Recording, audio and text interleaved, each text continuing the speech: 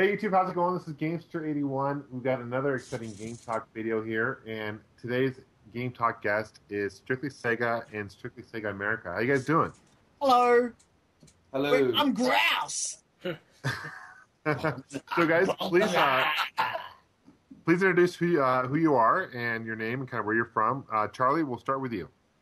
Hi, I'm Charlie. I'm from Franger, and it's Franger. Or commonly known as Afghanistan. No, Nick and I started the show together back in 2000 and late 2007, and I pretty much work on the show still. Nick had a break from it, didn't you, Nick? Huh? Didn't you, Nick? Yes, I needed to work on my sanity. Didn't work, but I had to try. I gave it a good go. Anyway, yeah, so I do the editing and, a lot of the writing with Scotty, and, just a bit of everything. Nice. Scotty, how you doing? Yeah, not too bad, man. How about yourself? Good. And so we got Nick, Scotty, we got Charlie, and we got Jeff. What's going on, Jeff? Not much. Same old. I don't know. I'm not good at this stuff. Go to someone else. Jeff's from Strictly Sega America. Hello, Nice. I'm from Illinois. We've also got Strictly Sega Europe. I didn't explain myself very good at this stuff. Yeah, it all makes sense now. So You it's should kind of practice more, Jeff. But not too much, you'll go blind. Hey, So, When I meet ladies, I'm going to say, hi, I'm Jeff from hey, Illinois. I have a woman. Okay, I'm in a good relationship right now, so you leave me alone. Well, you're one better than me then, Jeff. Oh, all right, guys. Pushing forward through the interview here. Let's talk about your guys' channel. Sorry. And it'll start with Strictly Sega's channel here, since it was the first. Tell us a little bit about your channel, guys. well, Nick, do you want to do this one? All right, well, I guess it features a long sort of history of everything Sega. We started way back. Oh God, it feels like years ago, but It does, doesn't it? Only 2000. No, It is years ago. What are you talking about?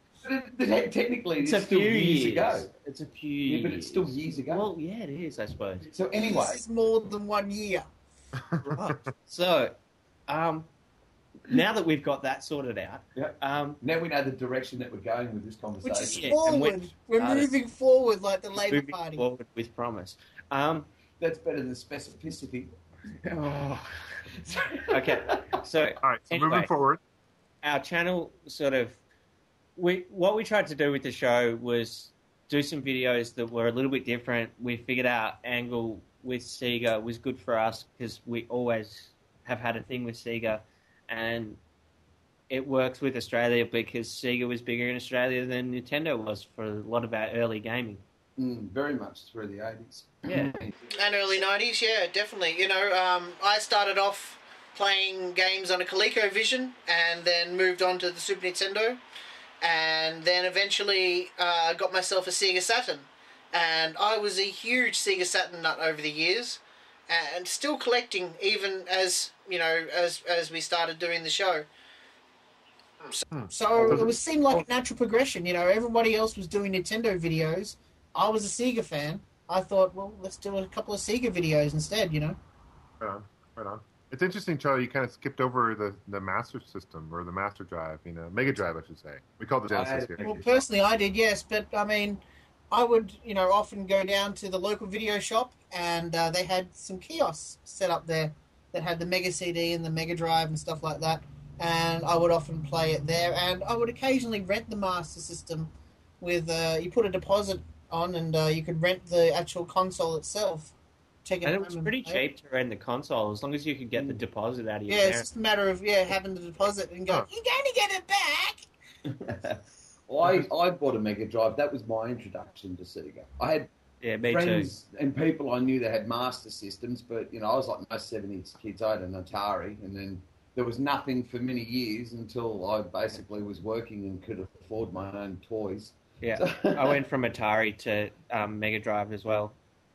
Yeah, and that was just the console to own in those days, wasn't it? Really, you think about it with the range of games and the sort of the caliber of the games compared to what Nintendo was giving, and of course it was like that here with Sega. Well, right up until obviously the advent of the PlayStation.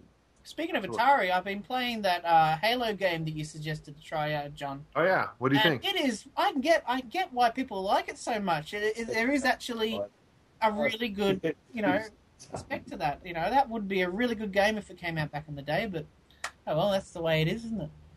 And for those viewers who are watching and don't know what Charlie's talking about, it's a new Halo game called Halo 2600 for the Atari. Atari. Yeah, it's for the 2600.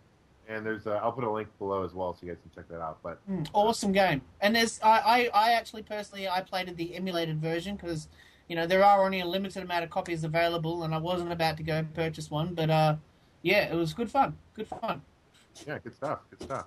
How about you, Jeff? What was your very first Sega console growing up? Well, I got spoiled as a kid, and my first console was a Sega Genesis Model 2 with a Sega CD attachment. Had a lot of fun with that. I didn't have a Saturn. I had a Dreamcast, so I had a lot of good times. What YouTube channels kind of inspired you guys to create your channel, or which ones you guys like particularly to watch? Well, I was inspired by, as everybody else here, Angry Video Game Nerd started the whole reviewing old games, to the modern generation, as well as Vulcan Jedi was one of my personal favorite channels. I would watch Vulcan Jedi religiously. Every video he brought out, I would, oh wow, Vulcan Jedi video, and it was not that hard to make a video. He basically just sat down, had one of those old school video editing systems that would, have old analog, sort of like a DJ mixer, that would adjust the color correcting and stuff like that. And he would sit in his basement and talk about 8-track tapes and VCS games and stuff like that, and I realized, we can do this, it's not that hard. I personally was inspired to start my own channel by my cat pawing the screen and chasing my mouse around. And that's pretty much the only videos you've got on there still, isn't it? Yep. But it's a good video. And Scotty's channel was inspired by a cartoon called Pooh Bum Titty Titty. That's finally got which you almost got offered partnership for. Oh my god. I got one. Look, I'm curious. All the channels are on our links, I can't believe I got offered a partnership on that video before they realised it had to be taken down because it was outside their guidelines. Anyway, channels I like to watch, stuff like Review Tech USA, MN12 Bird, Gamer Geezer. I love watching Gamer Geezer. L1 Games, Sega Shiro, big fan of Sega Shiro.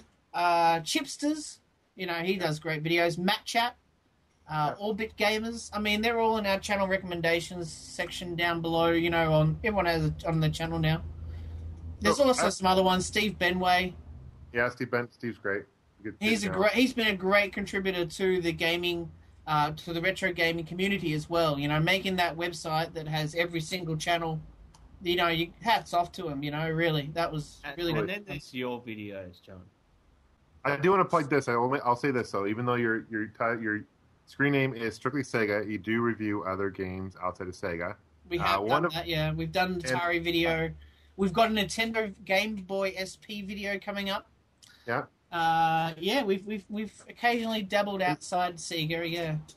The video I do want to plug though is also the one that we kind of worked together on was the top Star Wars games, and I'll put a link to that. That was a lot of fun to work with you guys on that one, and it was a lot of fun working with you guys doing that.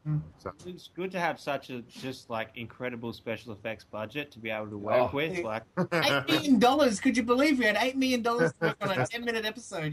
Just really, we spent it wisely. Yeah, I'm just. That blue screen paid off in spades, didn't it? Yeah.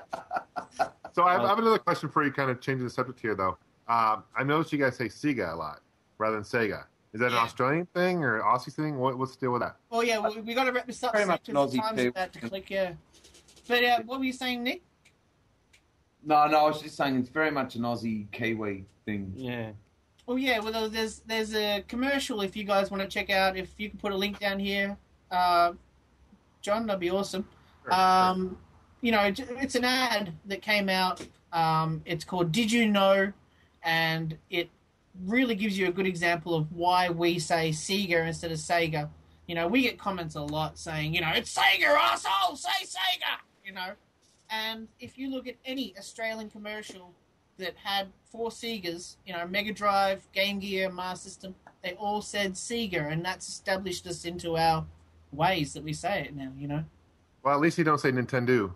No, true. For the most part, gaming in Australia is pretty much similar. I mean, the games that come out are the same. And what's that? I got a question for you, John. Yeah. What's your favorite console that not your rarest? Because you did a great video about your rarest consoles that you have. Yeah. What's the console that you spend the most time on? Probably the Nintendo Entertainment System. The NES, the original NES. The original NES. Yes. Even like, you know, with the PlayStation around and stuff like that, you still play the NES the most?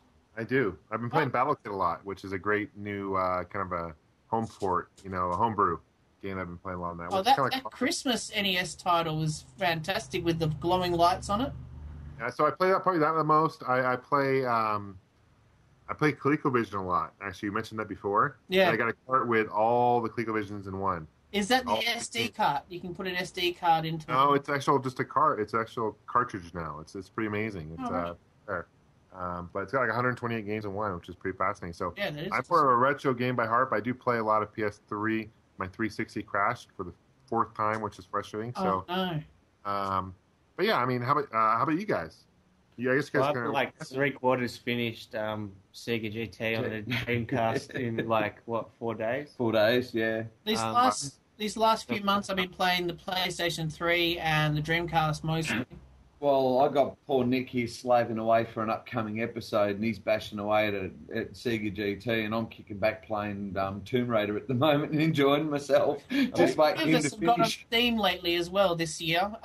It's been our first year we've all used Steam, and there's some great titles on that at a really cheap price, which is really cool too.